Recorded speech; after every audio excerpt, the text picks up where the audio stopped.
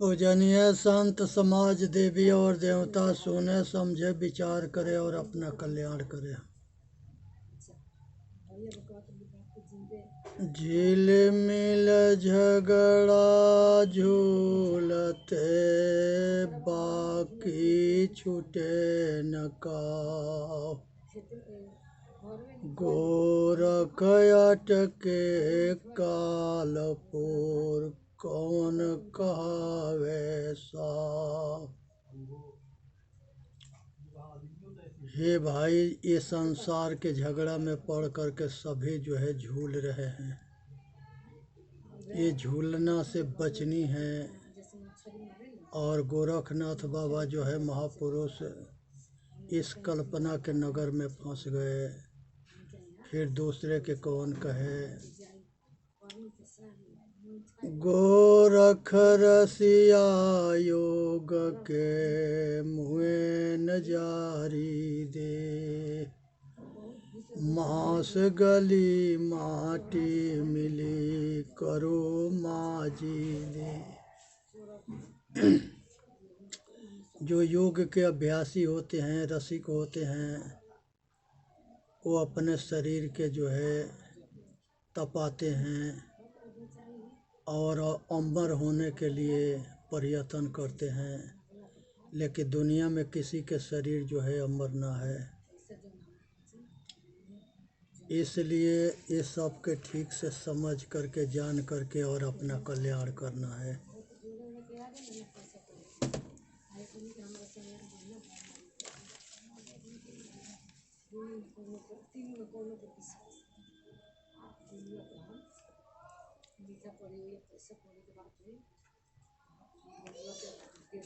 यहाँ पर सुनना है, समझना है, विचार करना है, अपना कल्याण करना है।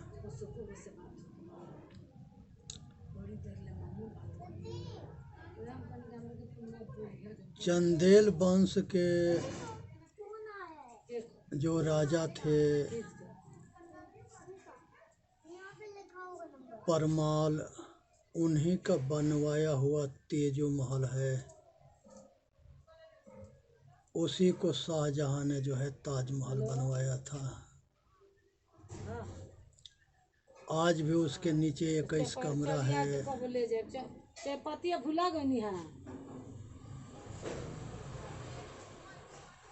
तो आज भी जो है वो कमरा देवी देवता से भरा पड़ा है, लेकिन वो बंद है।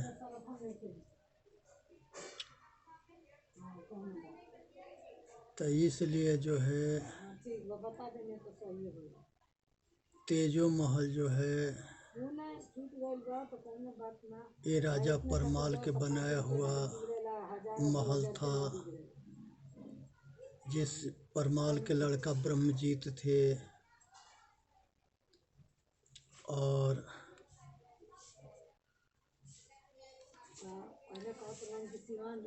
ये चीज़ के समझनी है, विचार करनी है और अपना कल्याण करना है। इसी में जो है मानव जाति के कल्याण है।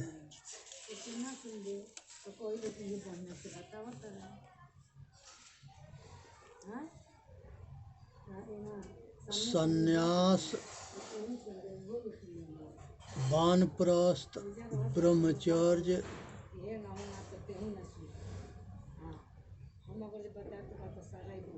और गृहस्थ आश्रम, ये 4 आश्रम है। संन्यास, गृहस्थ, वानप्रस्थ और ब्रह्मचर्य। संन्यास 25 वर्ष के अवस्था तक ले होता है। जो 25 वर्ष तक ले गुरुकुल में विद्यार्थी विद्या अध्ययन करता है, तो उसमें जो है उसको ब्रह्मचर्य के पालन करना पड़ता है।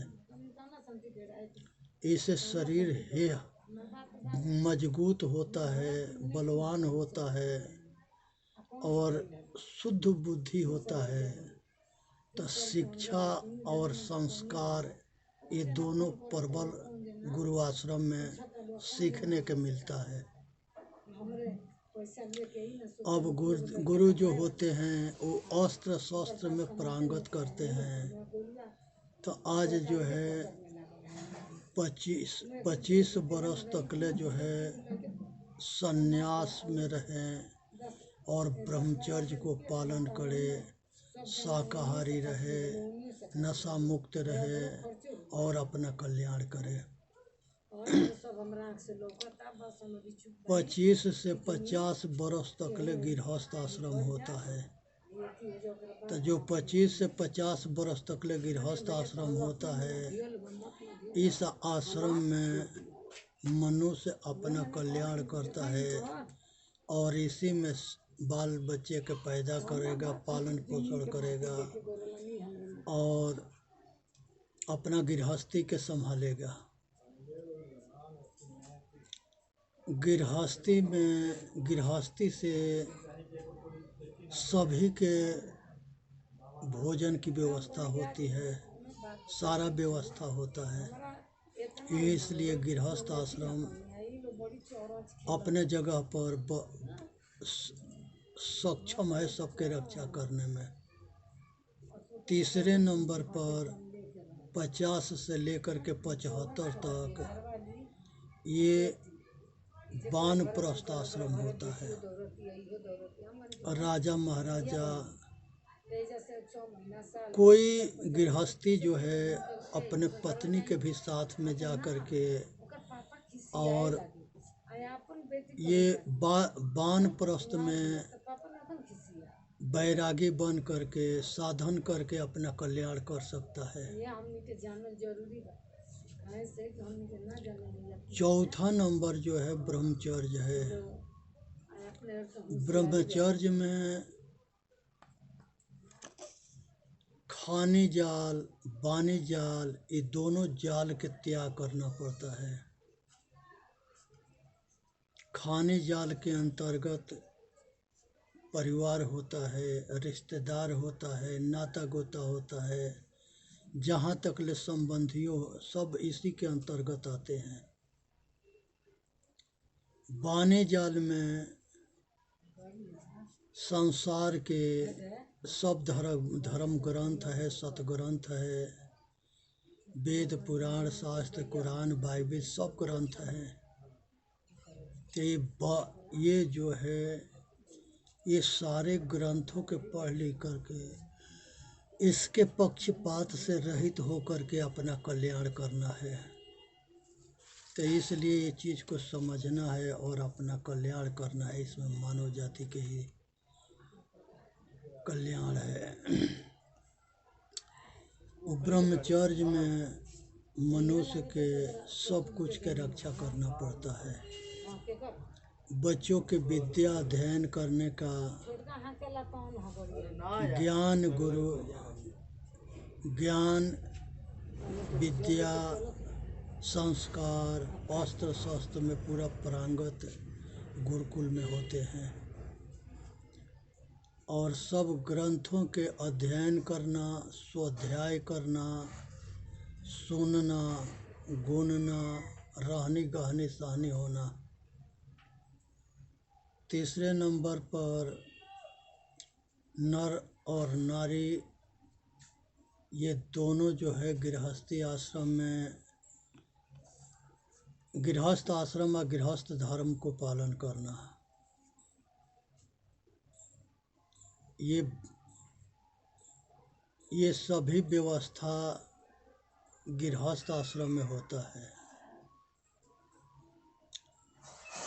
व्यवहार के 4 भाग में बांटा गया है। मैत्री के मतलब होता है कि सात्विक विचारधारा के जो मनुष्य हैं उनसे संगत करना, जो अपने कल्याण कर रहे हैं। तो उसमें अच्छे के संगत से मनुष्य अच्छा बनता है और अपना कल्याण करता है। अगर गलत के संगत करेगा तो अच्छा भी गलत हो जाता है। कृष्ण भगवान गीता में कहते हैं कि हे अर्जुन, संगत से गुण होत है कि संगत से गुण जास, बांस फांस की मिश्री एक ही भाव बेचाए। संसार के अंदर संहत के प्रभाव से मनुष्य के कल्याण भी होता है, पतन भी होता है। अज्ञानी यमराज के दरवाजा पर पहुंच करके भी अपना हित या हित को नहीं जानता। इसलिए जो है मैत्री जो है सात्विक सतबुद्धि वाले मनुष्य से करना चाहिए, जो अपना कल्याण कर ले और उसके छाप या अच्छा पड़े।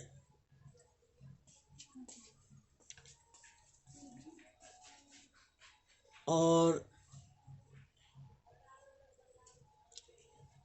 ये संसार के अंदर जो है दूसरे नंबर पर करुणा है। करुणा उसे कहते हैं जो किसी के विकास देख करके उसके सहयोग करना, खुश रहना, किसी की तरक्की देख करके प्रसन्न रहना, उसके सहायक बनना। तो ये जो है मुदिता है, करुणा है कि दीन दुखी गरीब मजबूर के सहायता करना, सेवा करना, रक्षा करना, कल्याण करना। ये भोजन के दान देना, गरीबों के वस्त्र देना, बीमारी वाले के दवा देना और रहने के जिसके शरण ना है उसको शरण देना, ये दान के अंतर्गत आता है। गरीबों के लड़की के शादी कर देना, ये सब महादान है। जो मनुष्य बोता है वही काटता है। दुख देने से दुख मिलता है, सुख देने से सुख मिलता है।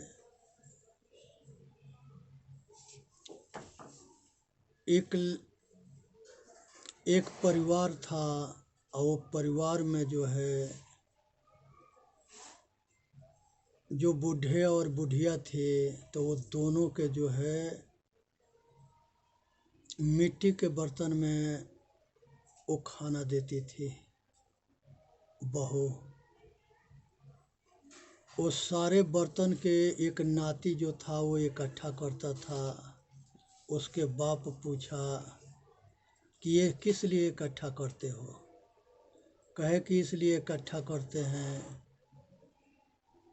कि आप जो है बाबा के या के मिट्टी के बर्तन में खाना देते हो और बासी खाना देते हो, जूठ काठ खाना देते हो, तो यही काम हम भी तो आप लोग के साथ करेंगे।